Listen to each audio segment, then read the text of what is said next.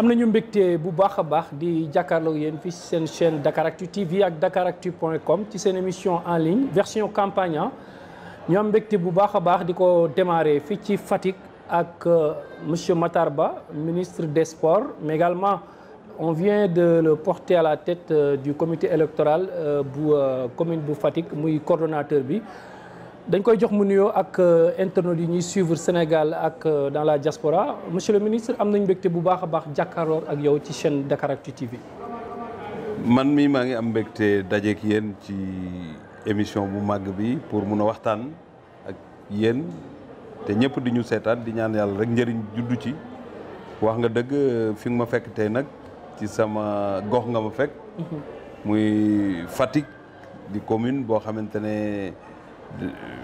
yàgg nañu ànd ak toute la population di jéem pour Fatick jëm kanam président Macky Sall teel ñu suñu tànk maamu honneur remplacer ko passer service ak moom muy président de la République donc bu ñu dajee fii tey mu tombé ak lendemain tabaski dama ci profité pour balu àq encore une fois ñi nga xam ne jotumaa yegg ci ñoom di leen bal àq aussi di ñaan yàlla def jàmm ci réew mi defal ko président Macky Sall ñu xëy nag doon waxtaan ci lu mel ni comité électoral yàlla def ñoom ñëpp ñu jàpp ne comme je suis le plénipotentiaire nekk maire dëkk bi li jaadu mooy naa jiite coordination bi ma ciy gërëm tous les responsables nag parce que am na gox yoo xamante tëddewul noonu tey vous avez vu ñëpp ñi nga xamante ne ñoo proposé pour que ma coordonner mun nañ ko def mais par engagement loyauté près du chef de l'État ak seen ànd ak nit ñi dans la discipline moom moo tax tey ñu d'accord ne naa jiite mbir yi pour ñu jëm ci xeex bu am solo bi pour mun ko gagner et jàpp nañ ne Fatick dinañ ko gagner au lendemain.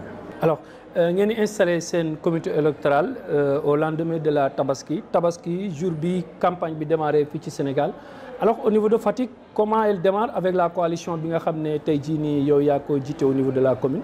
je pense qu'il y a des actes forts qui ont été posés parce que ndaje mi tey rek wane na ne la campagne est partie. et semaine bee passée il y avait tout le département ici. defe naa ne la politique aussi c'est des actions concrètes et le prétexte était la tabaski. je pense que ndimbal bi dugg ci nit ñi ak saafuwante bi ak duggulante bi. dagg na ay obstacles yu bëri éliminer leen donc je pense que le travail qu'on a abattu vendredi ba tey ji nit def na 3 mois de campagne doo ko am parce que xam nga campagne des fois il y a beaucoup de théorie de la communication mais bii c'est de la communication bu accompagner ak ay jëf nit nekk ci jafe-jafe nga jàppale ko nit soxla nga dimbale ko taxaw ci wetam saafuwanteeg moom sans barrière ni rien du tout loolooy wane ne ñun jàpp nañu ne le gros du travail même a été fait mais il faut maintenir le tempo pour que ñëpp xam ne c'est pas des élections avec lesquelles on doit jouer jàpp ne rek non Fatick amul kenn ku ñu fi investir yaa ko Benno Bokk Yaakaar kii la donc jàpp naa ne loolu même bu amoon 1000 investis Fatick est un fief c'est dëgg-dëgg ñëpp xam nañu Fatick président Macky Sall la waaye nag du tere ñu def li ñu war a def taxawu nit ñi nekk ak ñoom et la chose a démarré aujourd'hui ça a été acté am nañu coordination d'ici demain tous les comités de quartier seront montés semaine bi yëpp nag ay rencontres sectorielles moom mooy am les sages les bajenu gox les jeunes filles les jeunes mag ñi ci dëkk bi les corps de métier ñooñu la ñu rencontré ba beneen phase bi ñuy door a dugg nag sur les caravanes les meetings et toutes les grandes réunions yi nga xamante ne dañ ci profito pour sensibiliser mais aussi présenter ceux qui ont été investis muy Karim Sène bu Fimela en tant que titulaire Mame Fatou Ndiaye bi nga xam ne Fatick la dëkk en tant que titulaire mais aussi les suppléants Ndior ak madame Diouf de Thiaré Ndial gi ñooñu ñëpp am nañu ay qualité war nañu wax ak ñoom mais lii fondement bi mooy président Macky Sall parce que on se bat pour le président de la République. tout à fait yaa ngi koy wax léegi ci njëlbeen naan élections yi c'est des élections sur lesquelles vous ne devez pas jouer vous devez mettre le carton plein ci sa biir wax dégg nañ la aussi nga ne def ngeen 3 jours d'activité intense boo xam ne presque l'essentiel a été fait même bu fekkee ne war ngeen wàccaat ci terrain bi est-ce que nekkul ne da nga teel a bàkku bu fekkee ne en 15 jours 3 jours de campagne ci 15 jours da nga yaakaar ne xaw ngeen a def l'essentiel ak yooyu. non dama xam politique xam nga xam politique mooy nekk ci saa su ne. Notre contact avec les populations c'est pas pendant la campagne qu'il faut renouer on est en contact permanent. du gaaw bàkku dafa am mbër yoo xam ne booy bëreek ñoom it bu la neexee mun ngaa tëdd guddi sax nga bàkku waaye li ñuy def du bàkku c'est du réalisme parce que tey les leaders les Faticois ku ci nekk militant Macky Sall nga te Macky Sall moo soxla su mu battre loon campagne sax day gagné. lii il faut ñu def ko rek pour wane ne on est en période mais nos relations avec les populations ci taxawu leen def ci li ñu mën am ak ñoom des rapports civilisés mais jox leen cër. loolu xaaruñu ba campagne di ko travailler ci loolu la ñu dëkk. vous êtes ici à la mairie et la mairie c'est la maison de tous les Faticois moo tax gis nga mobilisation bi nit ñaa ngi fii ñuy dajeek ñoom di saafonteek ñoom di wax ak ñoom. làmb nag boo ciy dem te gëmoo ne da ngay daan bu yóbboo ba ko. mais monsieur le ministre ni ngay wax monsieur le coordonnateur sax la wax parce que on est en pleine campagne gisoo ne li ngay waxee nii le syndrome bi nga xam ne moom moo daloon ñenn ñi newoon seen localité lors des locales di bàkku ba am si benn revers yaakaaru leen mu dal leen. non boo jëlee local rek da ngay fausser données yi parce que booy comparer mënoo comparer local ak législatif. Local c'était un problème d'ici d'aucuns Matar Ba ne les plaisait pas d'autres démarche am neexu ko d'autres son entourage neexu leen. ñu taxawal seen i ndënd. mais tey jii boo jëlee tout ce qui était avec le président Macky Sall te def ay liste nga boole ko à Fatick tu es à 90%. donc l'opposition n'a pas 10%. gars yi nee nañ ñeme ngeen chiffre trop. non c'est la réalité. xam nga nit booy wax da nga koy mën a corroborer. moi je bu may comparer 2017 lay comparer ak fi ñu jëm. on était à plus de 85%. parce que Fatick ñëpp d'accord nañ ne président Macky Sall mooy seen leader. ils peuvent contester Matar Ba mën nañ leen bañ a neex mais tey même bu ñu mere woon Macky Sall sax du tere ñu voté ko. nit nag bu fekkee ne mënoo sukkandiku ci dara mënoo wax te li ñuy wax dañ koy sukkandiku sur des faits parce que on l'a vécu ici à Fatick su fekkee ne nag yow tu ne peux pas reposer tes arguments sur des faits tu parles dans le vide donc du ay bàkku xam fi ñu jëm la jël au sérieux nos adversaires mais aussi considérer nos adversaires ne veut pas dire oublier nos qualités on a des acquis qui sont là et ces acquis mooy on peut avoir des problèmes entre nous mais quand le président a besoin comme des législatives et la présidentielle Fatick ne peut pas rester derrière Fatick est toujours devant parce que suñu njiglaay ak suñu intérêt ak développement dëkk bi yàllaa ko mooñaale ak le président Macky Sall te loolu duñ ko fooye duñ ko jaxase ak leneen. effectivement alors wax nga ko c'est vrai que buñ gisee Fatick depuis que le président ñëw à la magistrature suprême élection yëpp da ngeen di gagné xëy na mën nañ ne opposition bu fi amee tamit noonu la mais nee nañ principal opposant bi nga xam ne moom moo am fii ci coalition bi mooy yéen seen biir parce que Fatick gis nañ kàngam politique yu bëri ñu gis fii nii ak yooyu noonu gëm nga ne bu ñu génnee local bi législative yi ñu jëm cohésion am na entente am na juboo am na ci yéen ténor yi ngeen xamante ni yéen a fi nekk pour dem ci l'essentiel. ci lenn la ñu juboo ci biir ténor yi am na ñu ñëw mais am na ñu ñëwul waaye ci liñ juboo mooy président la ñu liggéeyal ça c'est suffisant ce n'est plus un combat entre responsables politiques xam nga tey mën nga bañ a ñëw ci comité électoral te du tere ngay wax ak say militants pour ñu voter le président Macky Sall. parce que xel nanguwul président Macky Sall jox la ndombu tànk ngay laaj ñu voter contre lui xel nanguwul loolu. am na ñu doon xaar ñu dugal leen ci liste yi gisuñ seen bopp. ci waaw mais mënut a ñàkk tout choix c'est comme ça même yow tu as préféré venir me rencontrer aujourd'hui certainement il y a un autre responsable qui t'attendait su amee une mauvaise lecture de ta démarche daf lay mere ah si tànn moo mel noonu même moi il m'arrive c'est dans mon bureau que j'ai confectionné la liste des conseillers municipaux j'ai enlevé des amis et de grands responsables politiques dont mon chef de cabinet en tant que maire qui a été cheville ouvrière de tout ce qu'on a organisé pour ce combat-là je l'ai biffé pour mettre un autre donc tout choix est une élimination mais ces choix-là ce sont des objectifs intermédiaires qui peuvent être déviés mais l'objectif principal c'est rendre fort le président Macky Sall lui donner la majorité donc ça transcende nos positions personnelles ça n'a rien à voir il faut être conséquent parce que la politique c'est de l'intelligence c'est pas de la folie il faut savoir réfléchir aujourd'hui on a un régime à préserver un régime à rendre fort parce que c'est ça la voie de l'émergence pour ce pays-là nous tous et vous et moi en tant que journalistes xam ngeen ne en 10 ans ce que le président Macky Sall a fait personne ne peut le réussir ñi en tout cas ñi passé defuñu ko xam nga nag kuy ñëw déwén wala kuy ñëw atam moo xam mais li mu def kenn mënu koo natable ne il a fait des choses extraordinaires. Et ça c'est pour le développement du pays. Il ne le mettra pas dans sa poche quand il s'agira de partir. Il le fait pour des générations futures. Vous parlez au ministre des Sports. On a gagné une Coupe d'Afrique de par son investissement. Et tout le Sénégal a été fier. J'ai fait le tour du pays. Dans les villages les plus reculés.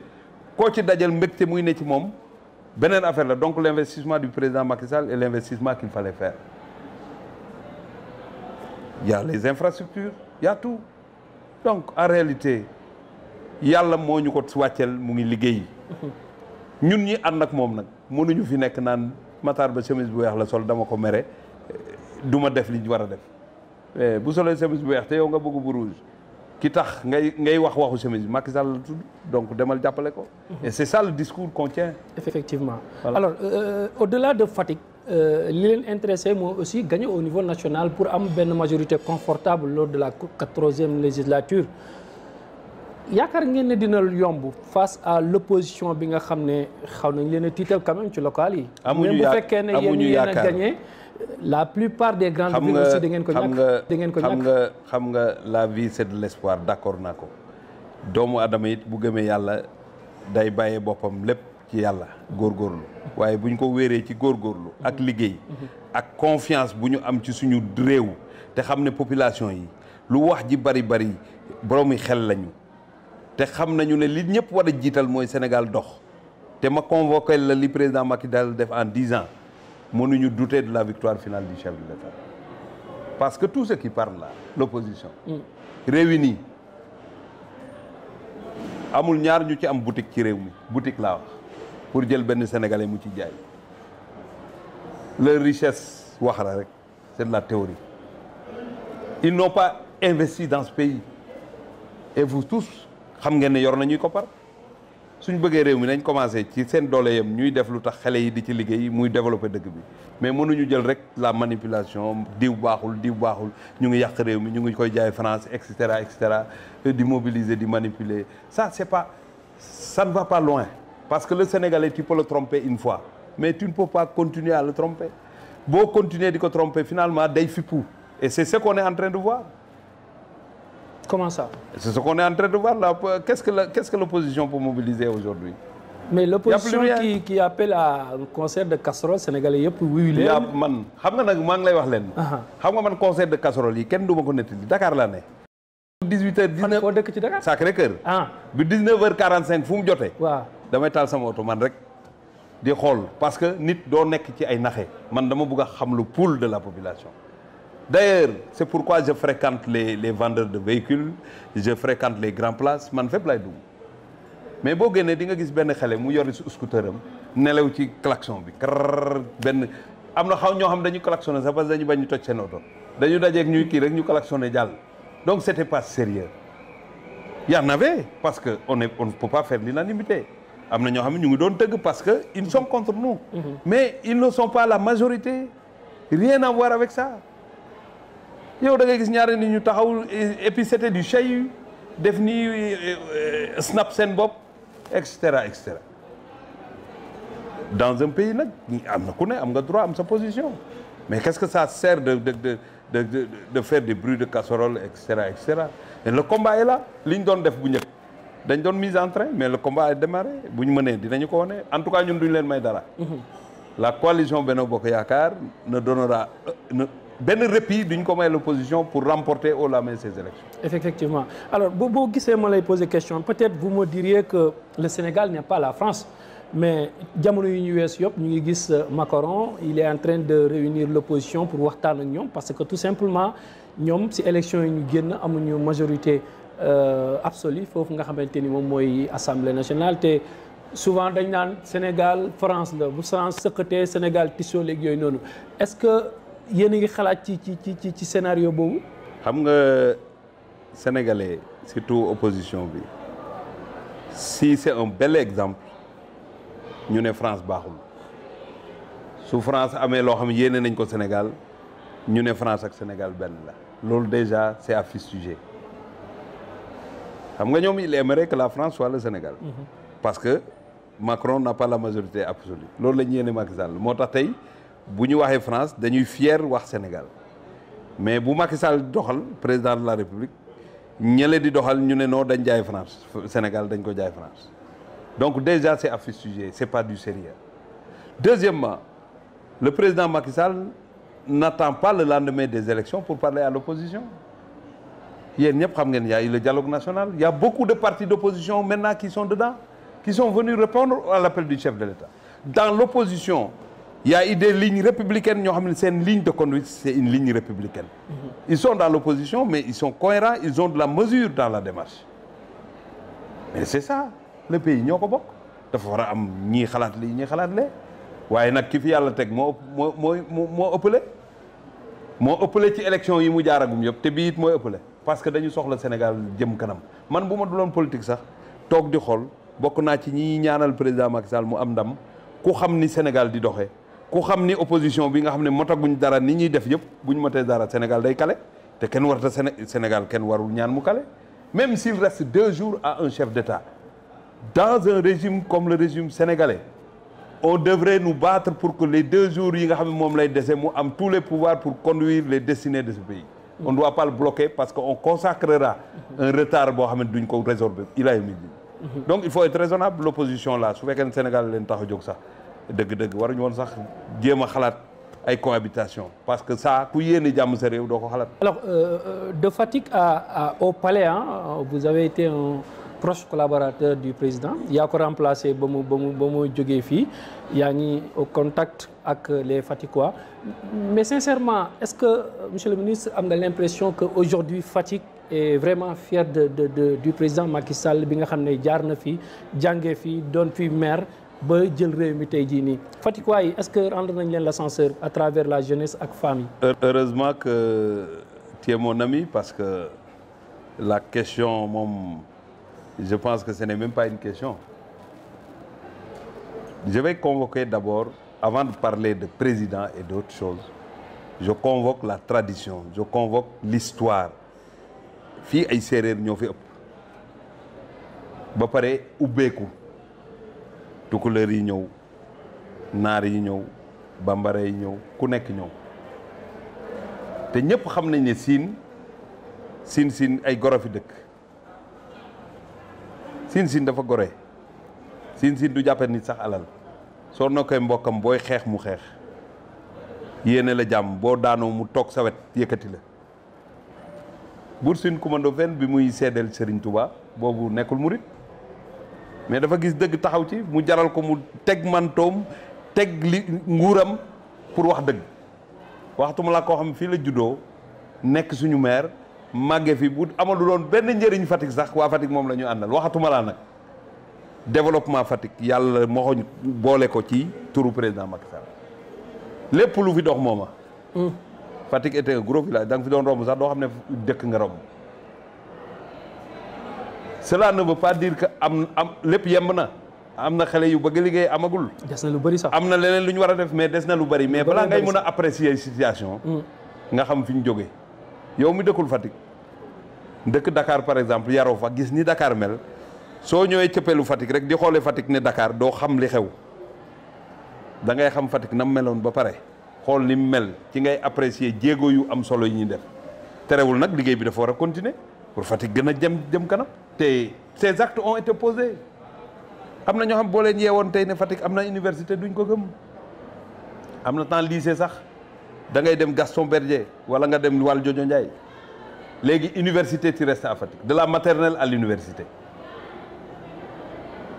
pour le développement de Fatick le pont de Foundiougne a consacré l'ouverture ça fait de Fatick un carrefour donc le développement de Fatick est inéluctable mais il faut pas mélanger les choses comparer Dakar et Fatick Thiès et Fatick c'est faire une grave erreur mais les communes qui étaient au même niveau que Fatick ak Fatick fi mu toll nii dëgg-dëgg dinañ xam ne jéego yu qualitatif def nañ ko on va continuer le combat nag parce que on a beaucoup de jeunes c'est dû à la configuration de notre population moo xam ne presque 70% de c'est des jeunes c'est difficile de trouver du travail à tout le monde. Mais quand même, on a trouvé beaucoup de boulot à ces jeunes. Le président tegaat na yeneen acte. Il y a un lycée professionnel ici pour former les jeunes ñu am profession mën a liggéey li seen bopp. Bientôt ci commissariat bu njëkk bi dans le Darou Salam, il y a un autre lycée moderne qui va être lancé pour consacrer, pour permettre aux jeunes de diversifier les formations. Ñu mën a trouver li seen bopp liggéey parce que tout le monde ne peut pas être dans la fonction publique. Donc nous sommes fiers d'avoir un parent, un grand frère, un ami, un maire, un président de la République qui s'appelle Macky Sall. Loo mën a dégg loolooy le véritable baromètre. Deux petites questions ñu terminer émission bi si njëkk mooy si jamais le scénario des locales se reproduisait ci législative yi lan ngeen di wax au soir du 31. Mais je pense que vous n'insinuez pas que l'opposition a gagné. L'opposition n'a pas gagné les locales. Non, j'ai pas dit ça. Hein. J'ai juste posé une question. Le scénario là, oui. C'est un scénario boo xamante ne ñun mënuñu ko même bu ñëwaatoon. C'est l'opposition qui allait perdre. Mais loolu dañ ko sut sax jege lu ko raw mais dañ leen di dóor bañ nërmelu loolu c'est clair dañ leen di gagner parce que yàlla dëgg la bëgg te liggéey dafa am solo. Kuy liggéey ak ku liggéeyul lu benn. Dites-moi, la plupart de l'opposition, leur arme, mooy attaquer les chefs de l'État. C'est pas parler du développement du pays. Jaay nañ pétrole. Président dictateur la. Yooyu rek lañ fi wax. te heureusement que le Sénégal est un pays démocratique. Mais parce que dans un pays où il n'y a pas de démocratie, ces débats-là dans les télés et partout, mais du am. Mais vous adressez de quelle opposition? Non, l'opposition radicale. Il y a une opposition mesurée. Je parle de l'opposition radicale qui tire les yeux fermés et qui pense que le nihilisme est porteur. Le nihilisme ne peut pas être porteur. Pourtant nag opposition boobu noonu ñoom ngeen di woo ci dialogue ñuy ñëw ñoom ngeen di woo parfois. déedéet ñi ñuy woo ci dialogue ñi ñuy woo ci dialogue ils sont dans la mesure. fi pandémie bi amee quand le président woote ñoom ñëpp a ñëw xam ne c'est une cause nationale. waaw mais am na loo xamante ne bi ñu jëlee Coupe d'Afrique it ñëw nañu mais am na ñu ñëw am na ñu ñëwul. mais ñu ñëwul xëy na ñu ngi seen biir néeg di savourer yooyu parce que Coupe d'Afrique moom. non li ñëpp bokk la rek. da nga ma jox exemple ma jox la exemple rek. dama ne. L'ambition kenn mënu ko tere nit. Chacun a le droit d'avoir des ambitions. Mais j'ai dit dans toute compétition il faut de la mesure. xam nga man je suis à l'aise en parlant de ça parce que je ne vis que dans la compétition. Je suis le ministre des Sports. Et toutes nos rencontres c'est de la compétition. Mais pourquoi on arrive à faire nos compétitions et il n'y a pas de problème? benn paramètre rek on respecte les textes. Souvent c'est plus sain également. Mais on respecte les textes. Et c'est plus sain. Voilà. On se bat. ku nekk da ngay mais làmb ji da ngay gis ku ñu dóorante ba ngay foog ne ñii dootuñu wax bu ñu génnee ñooy ànd.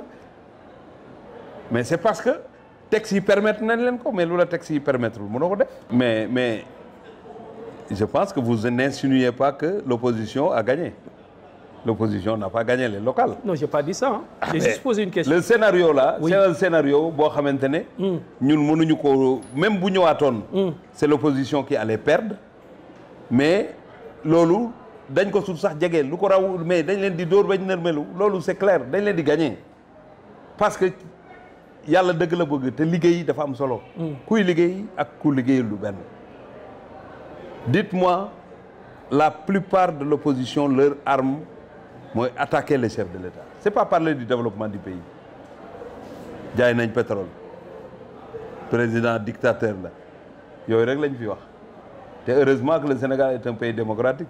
Mais parce que dans un pays où il n'y a pas de démocratie, ces débats-là dans les télés et partout, mais du am. Mais vous adressez de quelle opposition? Non, l'opposition radicale. Il y a une opposition mesurée. Je parle de l'opposition radicale qui tire les yeux fermés et qui pense que le nihilisme est porteur. Le nihilisme ne peut pas être porteur. Pourtant nag opposition boobu noonu ñoom ngeen di woo ci dialogue ñuy ñëw ñoom ngeen di woo parfois. déedéet ñi ñuy woo ci dialogue ils sont dans la mesure. fi pandémie bi amee quand le président woote ñoom ñëpp a ñëw xam ne c'est une cause nationale. waaw mais am na loo xamante ne bi ñu jëlee Coupe d'Afrique it ñëw nañu mais am na ñu ñëw am na ñu ñëwul. mais ñu ñëwul xëy na ñu ngi seen biir néeg di savourer yooyu parce que Coupe d'Afrique moom. non non li ñëpp bokk la rek. da nga ma jox exemple ma jox la exemple rek. dama ne. l'ambition kenn mënu ko tere nit. chacun a le droit d'avoir des ambitions. mais j'ai dit dans toute compétition il faut de la mesure. xam nga man je suis à l'aise en parlant de ça parce que je ne vis que dans la compétition. Je suis le ministre des Sports. Et toutes nos rencontres c'est de la compétition. Mais pourquoi on arrive à faire nos compétitions et il n'y a pas de problème? Ben paramètre rek, on respecte les textes. Souvent c'est plus sain également. Mais on respecte les textes. Et c'est plus sain. Voilà. On se bat. Ku nekk da ngay mais lamb ji da ngay gis ku ñu dóorante ba ngay foog ne ñii dootuñu wax bu ñu génnee ñooy ànd. Mais c'est parce que textes yi permettre nañ leen ko mais lu la textes yi permettre mënoo ko def. mais fii moom suñu bëggee la démocratie du Sénégal ñu respecter ko quand il y a une majorité il faut respecter la majorité. La majorité aussi a le devoir de respecter la minorité. Mais quand même les institutions sont sacrées. On doit nous tous nous accorder parce que tey ku fi nekk président de la République tu as besoin de l'Assemblée nationale, tu as besoin de la justice, tu as besoin d'être respecté. Mais si on détruit tout. Vous pensez que le Sénégal va poursuivre son développement? Invité woon ku bokk ci seen coalition mu ne ma si jamais le président de la République décidait de ne pas se présenter à une troisième candidature, ce serait trahir le peuple et le peuple ne sera pas content de lui de par ses réalisations, de par également li ko constitution may mu def sa gis-gis la. waaw nag man du ma xew ci xewu jàmbur waa ji ko wax moom xam naa ne boo ko laajee dina wax lu tax mu wax ko man. dama conséquent je suis ordonné man rambaxuma fu ne ma dugg ci man liñ may lii ne sama kanam lay gagné ba pare buñ ci paree boo ñëwaatee dinaa wax ci loolu mais tey jii toute mon énergie c'est comment faire pour gagner les élections législatives. Après ça si le débat se pose je te dirai ma position mais ce qui capte mon attention et là où je mets mon énergie c'est gagner au la main ces législatives. soo ma doon jox pourcentage lan lay doon. On ne va pas descendre de li ñu amoon parce que ñun xam nga élection toujours dafa am ay références les dernières élections de 2017 on avait plus de 80%. On se bat pour dépasser ça. La barre des 90. C'est ça notre ambition. Monsieur le ministre gërëm naa la sant naa la. maa ngi lay sant la gërëm. yaay coordonnateur comité électoral bu commune bu Fatick nga doon installé tey fàtte nañ ne c'était une réunion très mouvementée aussi il faut le dire Fatick moom. Depuis que Macky Sall toog fi ba léegi man activité politique yi ma fi ñëw yëpp coow li day bëri. Mais cette réunion mouvementée cela montre que la politique vit à Fatick xam nga lu tax. am na dynamisme. Non xam nga on pouvait appeler que les responsables. ñu nekk une vingtaine dans une salle. def li ñuy def tout à fait. Mais ça c'est une assemblée générale. Effectivement. Il y a les femmes ubbil nañ ñëpp buntu yi comme neex nga taxaw. Tu l'aurais fait ailleurs du am sax. On a vu qu'il n'y avait pas un service d'ordre aussi. Non, on n'a pas cherché ça parce que ces jeunes-là dañu bëgg président Macky Sall on n'a pas le droit ñu leen dàq ñoom ñooy voté dañ leen war a bàyyi ñu fekkee et puis ci la ñuy jàng. Il faut pas fuir le débat contradictoire. Ces bruits-là on a terminé en beauté. Les choses ne se sont pas éclatées. Finalement j'ai pris la parole, on a parlé, on a notre feuille de route. C'est ça la vitalité de la politique. Effectivement. Alors gërëm ko sant ko gërëm également Pape mi nga xam ne ñoom ñoo ñu jàppale à la préparation et la réalisation de ce tout nouveau numéro de En Ligne version campagne moom moo ne woon première invité ci numéro bi nga xamante ni numéro bu yees la jox leen dig daje prochainement ak un autre invité d'ici là comme ni ma koy waxee l'information continue sur la référence Dakaractu. Merci beaucoup.